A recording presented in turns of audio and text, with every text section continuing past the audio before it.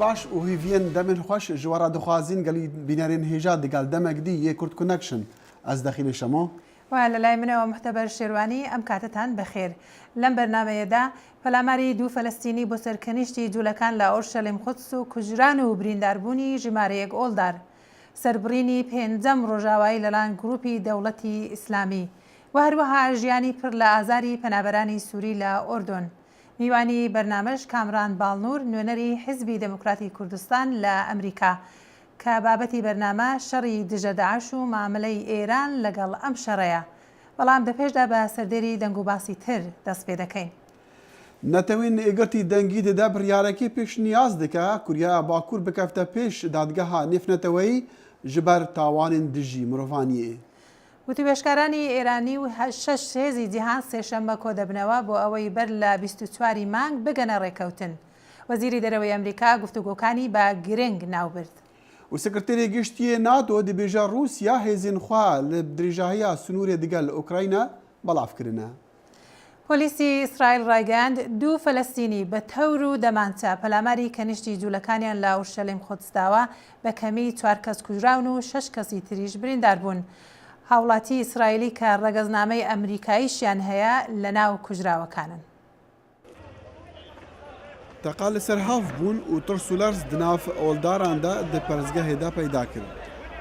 We came to pray this morning. We were coming into the synagogue. Vêst bêdê em bû nivêjê çûne perrizgehê. Dengê teqet hat. Min zanî xelek hatine kuştin û birîndar kirin. Polîs hat em ji perrizgehê derkirîn. Peyvdara polîsan got herî jivana teqa li nivêjkerên spêdê kir li perrizgeha Harnov ya Orşelîmê. Wê got jî ew terorist bûn û polîsan teqa li wan kir û kuştin. Bi alî xwe ve Wezîrê Derveyê Amerîka John Kerry ku ji bo danûstandinan li Londonê ye ew herî şermezar kir û weka karekî teroristî û kuştina hovane danazkirin.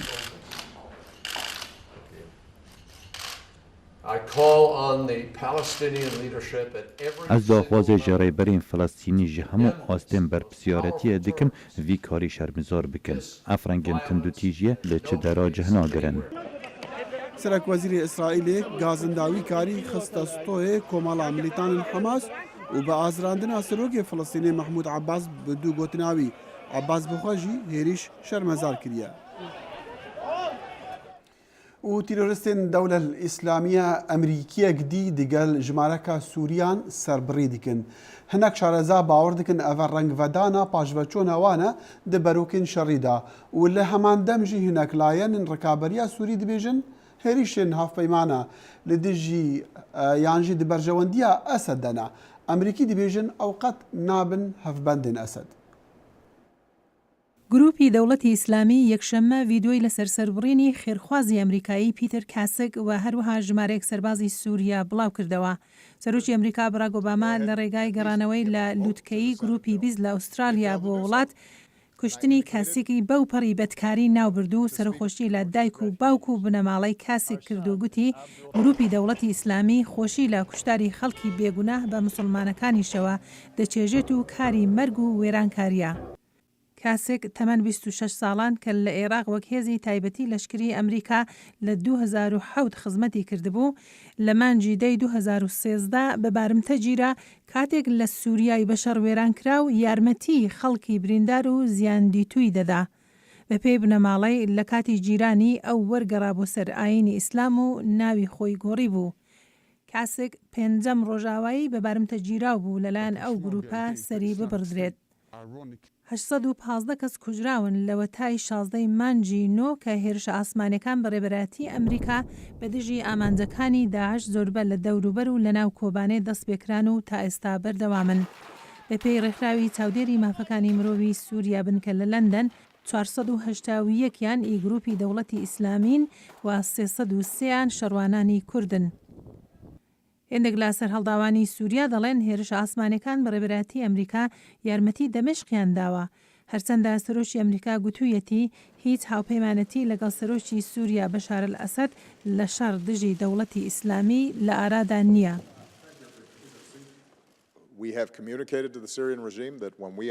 من ji rejîma Sûrî re dayê xuyakirin ku dema em operasyonan li asmanê wan li dijî Daeş dest pê bikin, ew ê baştir be eger xwe li hember me ranekişînin. Lê ji vê yekê pê ve nayê çaverêkirin ku em bi Esed re têkevin hevpeymaniyekê. Bawerî li Sûriyê pê nayê. سەرهەڵداوانی میانەڕەوی سووریا دەڵێن هێرش ئاسمانەکان کاتیان بۆ هێزەکانی سووریا ڕەخساندووە و هێندێک ڕای گشتی دژی هاوپەیمانان دروست بووە لە کاتێک هێرشەکان بە دژی دژمنانی سەرۆک ئەسەد وەک یارمەتی بۆ ئەو دەبیندرێن. ئەوەش لە واشنگتن پرسیاری دروست کردوون بە پێی پرۆفسۆر گایزیێڤ لە زانکۆی ئەمریکا. مرۆڤ dikare bibêje beşê herî zehmet û herî aloz di vê sergêşkê de ev e. Divê çi derbarê Esed were kirin? Di nav rêveberiya Amerîkî de jî cudahî li ser vê yekê heye. Ka gelo operasyonên bombebarankirinê alîkariya Esed dikin yan ne? An jî ew ê Esed bi destêwerdana me li Rojhilata Navîn di vê qonaxê de bihêztir bibe an lawaztir. وتەبێژی وەزارەتی دەرەوەی ئەمریکا جین ساکی دەڵێت کۆبوونەوەی زۆر لەسەر ڕێبازی ئەمریکا لەسەر سووریا کراوە بەڵام پێداچوونەوەی فەرمی لە ئارادا نییە. لە هەماندەم لە سەردانێکی بۆ عێراق و گفتوگۆی لەگەڵ ڕێبەرانی کورد ژەنڕاڵی باڵای ئەمریکا مارتن دەمسی گوتی شەڕ بەدژی دەوڵەتی ئیسلامی کاریگەری بە دەردەکەوێت و لە ساتە وەختی وەرچەرخانە. ئەو پێشبینیشی کرد کە ئەم هەڵمەتە چەند ساڵێک دەخایەنێت. بەهۆی شەڕی چەند ساڵی سووریا بە میلیۆنان خەڵک لە وڵاتانی دراوسێ بوونەتە پەنابەر کە یەکەچیان ئۆردۆنە بۆتە ماڵی 620,000 پەنابەر کە زۆربەیان لە دەوروبەری شارەکان نیشتەجێکراون. بۆ سوکردنی باریان لەسەر سەرچاوەکانی ئەو شوێنانە کاربەدەستان کەمپەکی نوێیان کردوتەوە بۆ نیشتەجێکردنی 130,000 کەس هەرچەندە تا ئێستا 15,000 کەس لێ نیشتەجێکراون. ژیانی بە ئازاری منداڵەکان تەوەرەکی ئەم راپۆرتەیە. نیزێک 100 کیلومتر بۆ لای خۆرهەڵاتی ئەممان پەیتەختی ئۆردۆن بیابانێکی وشکی لێیە و کەمپی پەناخوازانی ئەزرق کە پانتایەکەی 9 کیلومتری چوارگۆشەیە لەو بیابانە هەڵکەوتووە. عەبدوڵڵا 3 مانگ پێش گەیشتە و کەمپە ئەو دوای ئەوەی سووریای بەجێهێشت کە دیتی 8 ئەندامی بنەماڵەی لە هێرشێکی موشەکیدا کوژران بەڵام بۆ حاڵش هێشتاش دەیهەوێت بگەڕێتەوە زێدی خۆی. ئەو دەڵێت جرجەمشکان و گرانی شتومەک لە بازار و خراپبوونی جۆری خواردەمەنی وای کردووە وەک خۆی دەڵێت ژیان لەو بەندیخانەیە سەر ئاواڵایەدا گەلێک بە گرفت بێت. بقية أهلي بعدهم بسوريا مالباتام لە سووریامانە ئەس دەگەڵوان داخەبم وانژی دەڤێن بێنەڤر ئەس دەبێژمەوان نەهێن ئەو لە ژێر تۆبارانە ڕۆژانەنە ji gundekî direvne gundekî dî lê هێشتا ji me baştirin her çabit ew azadin. مەبەستی عەبدوڵڵا لە ئازادبوون ئەوەیە کە ئەوان دەتوانن بە هەر شوێنێک بیان هەوێت بۆم بۆ ئەولا بچن. لێرە کاربووان نییە و ئەو 28 دلاری مانگانە یارمەتیان پێدەکەن بە دەگمەن دەتوانێت منداڵەکە تێر بکات. بەڵام ئەو ناتوانێت کەمپەکە بەجێ بێڵێت مەگەرەوەی ئۆردۆن دەستەبەری ئەوە بکات. دراوسەکانی عەبدوڵڵا لە دۆخێکی خراپتردان لە نزیێگەوان دایکێکی بە ساڵداچوو کە نەیهەویست نای خۆی بدرچێنێت لەگەڵ دوو کچی گەورە و 8 منداڵیان دەژین. ئەوان تەنیا چەند ڕۆژ لەمەوە پێش گەیشتنە کەمپەکە. ضرب جينا يعني عطول التول ما يعني ما نشوف من برن خو گهانده ویره دستدار ما گلک خراب بو ام سه روزا به آفل بیابان بوین و زاروک داشتین و دا مرن او همی بسر مهات دا خوش بمبارانت بشاری رزگار بکین كثير تعذب هەر سێ ژن لە ژێر دۆخی زۆر داخ هێنەردا هاوسەرەکانیان لەدەست داوە. یەکێک لەوان دەڵێت انا كنت جنبه اس برخ بوم دم تقلی هاتیا کرن فیشک جویره چو و جویره درکفت وان بمبستو و ریبری تقلی کر نوکه کس لی روشا زاروکت من ناپرسید چه اولودین وی چندی قبول ناکن اری چه ولات وی قبول دکن؟ هەروەک محەممەد زیاتر لە نیوەی دانیشتوانی کەمپەکە منداڵن بەڵام گەلێک کەسی دیکەش هەنە کە تەنانەت دۆخیان خراپتری شەوت تەواوی ئەندامانی بنەماڵیان لەدەستداوە. ژمارەیەک لە ئاژانسەکانی یارمەتیدەر تەنیا تیشکیان خستۆتە سەر ئەو یارمەتیە بۆ ئەوەی ئەو کارەساتە هێور بکەنەوە. پارێزگاری و سڵامەتی مەسەلەی گرنگی دیکەنە. ئاژانسێکی دیکەی گەلێک کاریگەر ناسراو بە کەیرە ناوەندێکی کۆلتوری لە ناوەڕاستی گوندەکە ساز کردووە. لەم ڕۆژەدا ئەوان بە موزیشی سنەتی سووریا ڕێز لەو ڕۆژە پشودانە دەگرن. محەممەد لە ڕێستوران و مەیخانەکاندا کاری هونەری دەکرد پێشەوەی شەڕدەست پێ بکات. ئەو لەگەڵ بنەماڵەکەی بوو ماوەی مانجێک لەو کەمپەدا بوو بەڵام دەیهەوێت ئێرە بەجێ بێڵێت. يعني بدي احكي بس في كثير شغلات سيئه هون. قالك تشتين خراب لكامبي دبن جيانا لفر نتش جيانا از بهيفيا هندي ما اي كفالة من بكا عم نتمنى انه اقدم كفاله. بەڵام ڕەنگە ئەوە کات بگرێت. زۆربوونی ژمارەی دانیشتوانی دەوروبەری شارەکان وەک ئەو کەمپە لە عەمان شوێنی باش نین کە بۆ ژیانێ بن. پەناخوازان بەرگەی قانونی کارکردنیان پێنادرێت و کرێی و شەروا زیاد دەبێ. سەلاحی پیرۆتی دەنگی ئەمریکا.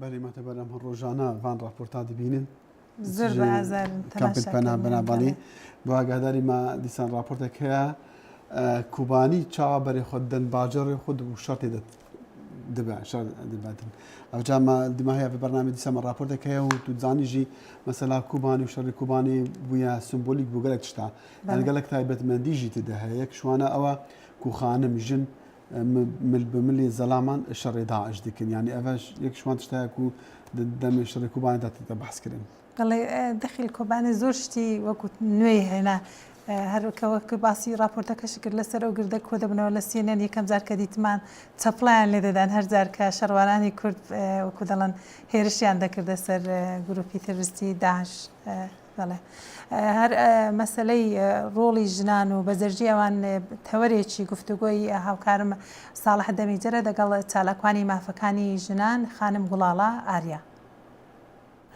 گولالا خان تو وەکو ژنێکە کورد کو ئەم دەبینن ژنا کورد ڕۆژە ڕۆژدا دیرۆکێدا ڕوولەکەوەی گەلێکی بەرز هەبوو وەک بێت سەرکردایەتیەدا تو وەکو ژنێکە کورد ڕۆڵا ژنا کووردا ڕۆژە ئیرۆ چاوە دنرخینی. ئێستا زۆر سپاس کە مەجالودا بە من کە بێن بۆ ئێرە ئێستا ڕۆڵی ژنی کورد زۆر بەرزتر بووە هەمووی ئەبێ ئێمە سپاسی کچوژنە زیرەکەکانی کۆبانی بکەین. ناوی ژنی کوردیان بەرز کرد هەروەها ناوی کوردیان بەرز کرد بۆ ژنی کورد جێگەی شانازیە کە بڵێن ئێمە ژنی کوردین بەخاتر کچەکان و ژنەکانی کۆبانی ئەوان لە مافی خۆیان پارێزگاریەکەن. ئێستایش وا کەوتونە سە پێشەوە کە ڕۆڵی ژنی کورد وایە پێ هاتووە کە دانەنیشێت و ئەنتزار بکێشێ بزانێت چی پێشیە بەس هاتوونە سە پێشەوە پارێزگاری ئەەکەن لە هەموو شتی خۆیان لە ئازادی خۆیان لە ژیانی خۆیان لە ماڵ و مرۆڤی خۆیان جێگەی شانازیە بۆ هەموو ژنی کورد کەوا کەوتونە سە پێش. گولالا خان ینی ئەو تا هەر بەحسا کۆبانیە و ژنین کۆبانیە کرد ئەم دەبینن کۆ چەکدارین دەوڵەتە ئیسلامیە بێ گروپا تەرۆریست چاوە ئێریشی کۆبانی دکن و بەریوێژی ئێریشی گەلک ناوچەین کوردانکردن ژناوانژی شنگالژی کۆ گەلک ژنین کورد و ژنین کوردێنمەی ئێزیدی فرۆستن لە باژارن وەکتبێ لە بازاران. بەرێ ئەف تشتا لە جەم کوردان هەبوو لە جەم ژنین کورد هەبوو ئانۆ ڕاگەهاندنێ ڕۆنیدا سەر ڕاگەهاندنی ڕۆنیدا سەر من خۆم خەڵکی ڕۆژهەڵاتم لە لای ئێمە پێشمەرگەی ژن بوو بەس ماوەیەکی زۆرە کە ژنی کورد ئاوا خۆی نەهاتووە سە پێشەوە کە لە مافی خۆی پارێزگاری بکە زۆربەی ژنانی کورد ئەمە 15 ساڵ 20 ساڵە کە بێ کە زۆر بەرچاو نەکەوتون بەس ئێستا لە کۆبانی ئەو ژنە کوردانیشە کە گۆرەڵانە کە ڕۆیشتن بۆ یارمەتی کوردەکانی شنگال بۆ یارمەتی خۆشکبراک یەزیدیەکانمان لە شنگال ژنهایەکن کە نەترسن مافی خۆیان ئەناسن پیان خۆش نییە کەونە ژێر حکوومەتی شەریعە چونکم بە قانونی شەریعە کە ئێستا داعش گەرەکێ دای بنێ ژن هیچ مافێکی نابێت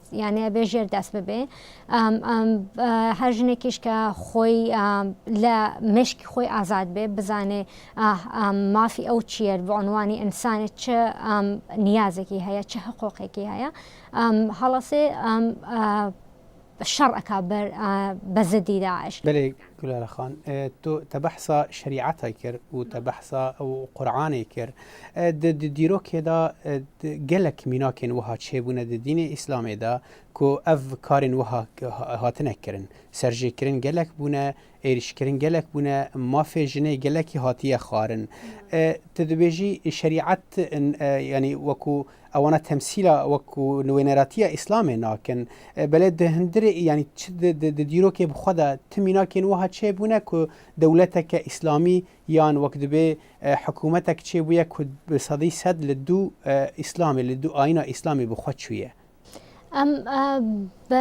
لا ببيرچوني من چونكم خم لا روجهلات لا جير كومار اسلامي گوربم اما شريعه بكاري دبن اسلاميه وانيا كبلي لي اخوان الاسلام لا داوا شريعتي اسلامي وايا بس قانون نابي شريعتي اسلامي بيتنا كوملغا حكومت بكا چون امان حق گرك انا كحكومت كيتدسيان قانوني اسلام دا سبيانن بسر همو كسا گوایه پیکن که جن هیچ حق و آزادیه کی نبه جنش نیوی کاملگاست. بله گلال خان بنرینات باندورا چاندا روج آوا ولاتین روج آوا اروپا امریکا و اف ولاتین پیشکتی که تدا بیتر آزادی هیا که تدا بیتر سیستم وان با آوکی دموکراسی بره و دچه باندورا وان لسر جنین کرد هبو آن جنین کرد بخوا گهیشتن باوریه که دوی او بخوا چاندا خوا بپارزن هبون خوا وکو جن بپارزن دوی جواکیه ده.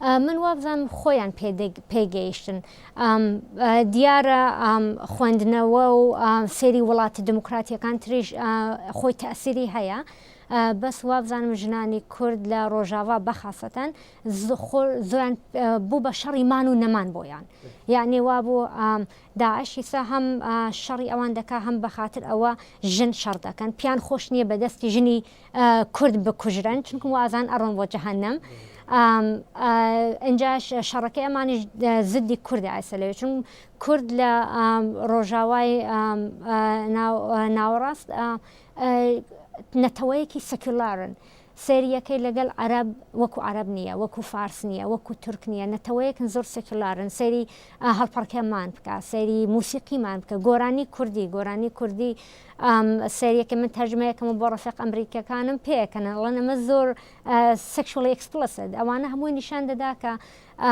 کولتوری کورد ئازادە بازە گولالا ئاریا چالاکدارە بوارێ مافێ ژنان ئەم تا گەلێک سپاس زۆر سپاس زۆر سپاس.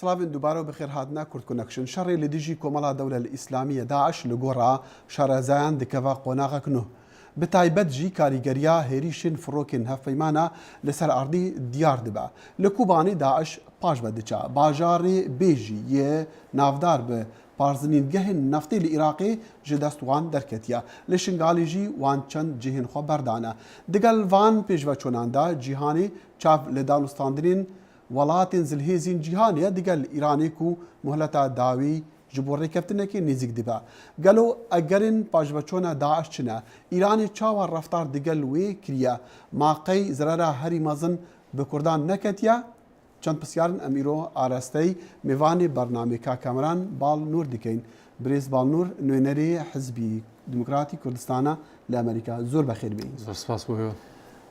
Welamê çi pisyarê li tu wergirîn yekem car? Çiyan pê baş bû. Bo Daeş. Li ser Daeş qisa bikin? Belê bo diyare hewalekan raportekan basî we dikin ke li zor şwêne Daeş berû paş we derwatin. Paşeke şê dikatin.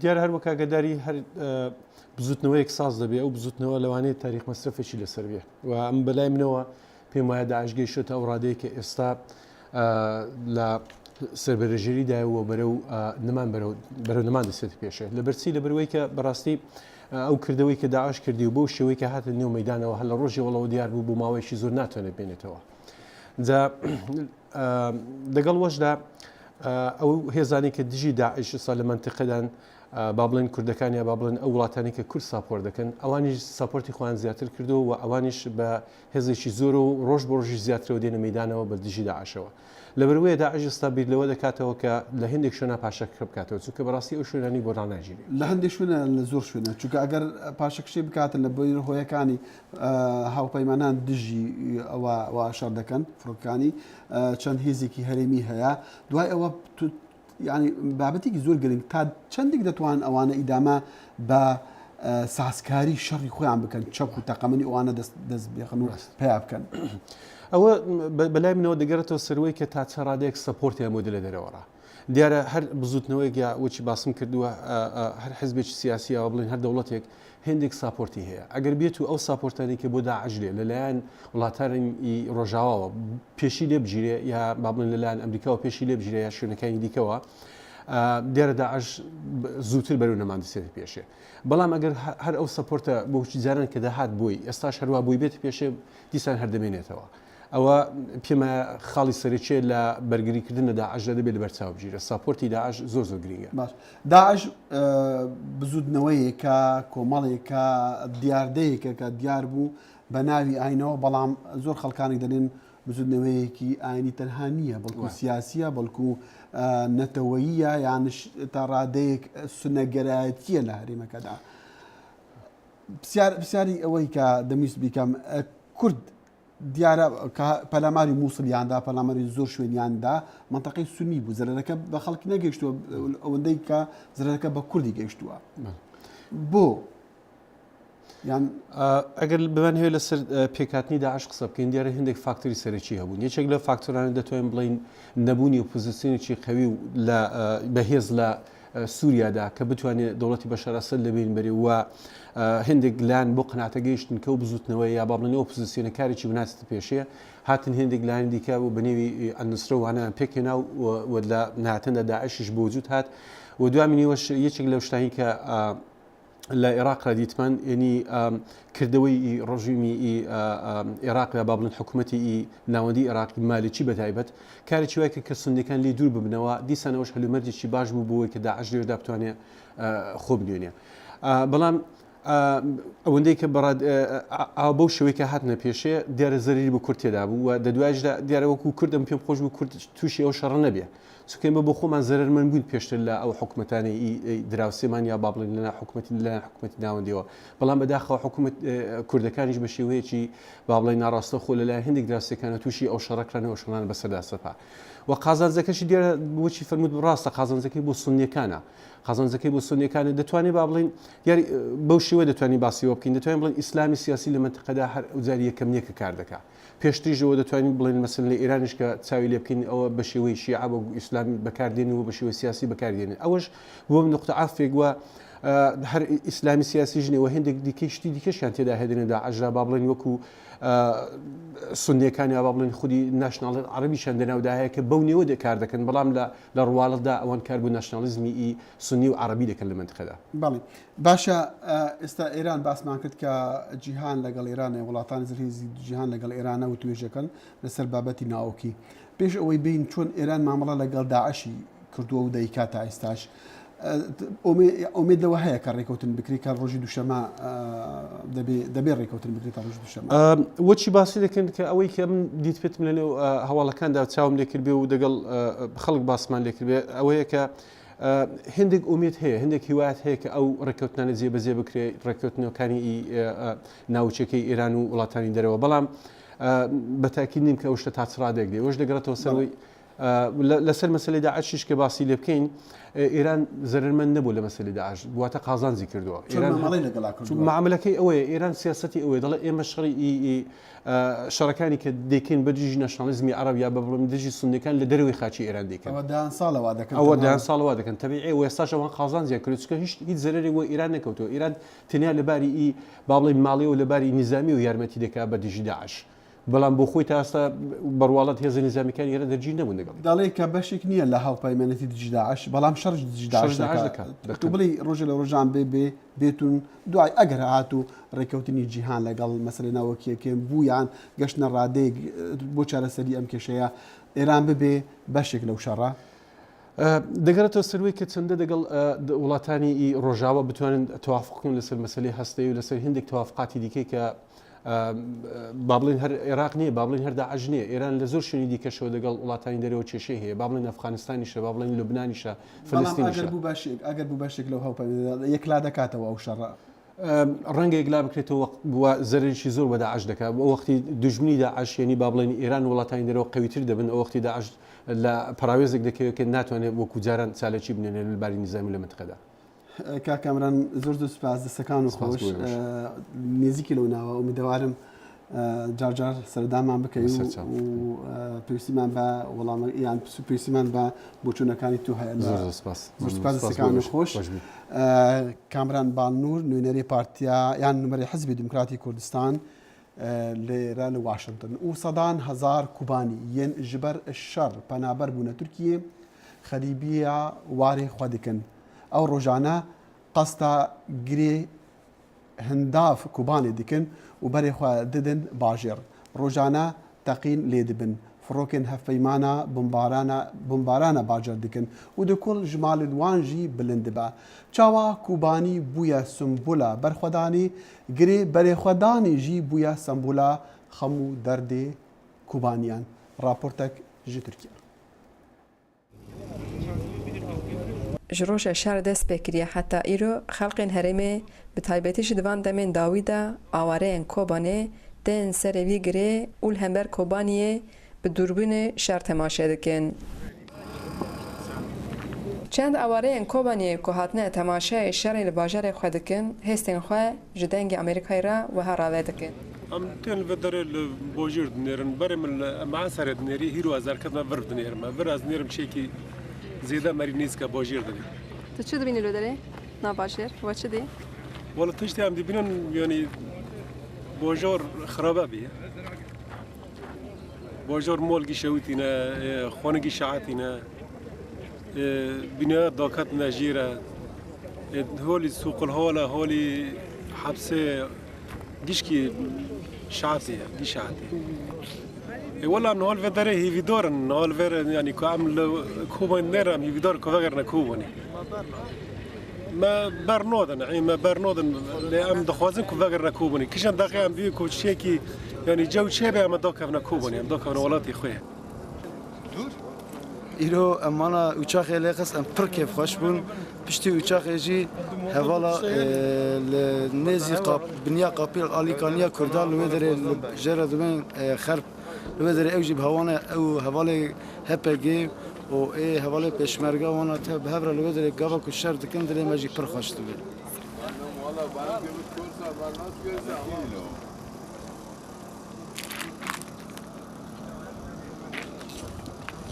Brahim tişkê derê tikînga hatî?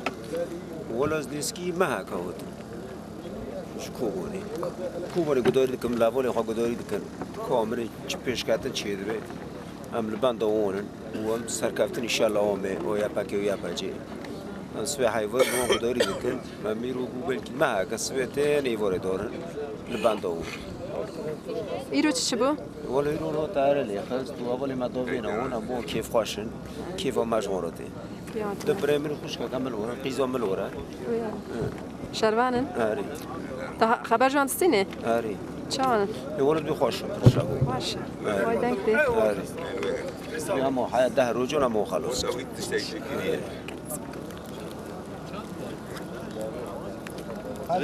والله ام حازق انه مره بيورك كوبوني ام حازق او بيورك كوبوني يا بنورك يا باك يا باجي سركبه ام حازق پێشمەرگە سركبه جيك پێشمەرگە وتنه كيف ما خوش بيه اول يا باجي يا باك يا باجي پێش توتنه باش سركبتنه بدويجي الا سركبتنه Xecî Canfarqîn, dengê Amerîka, Pirsûs.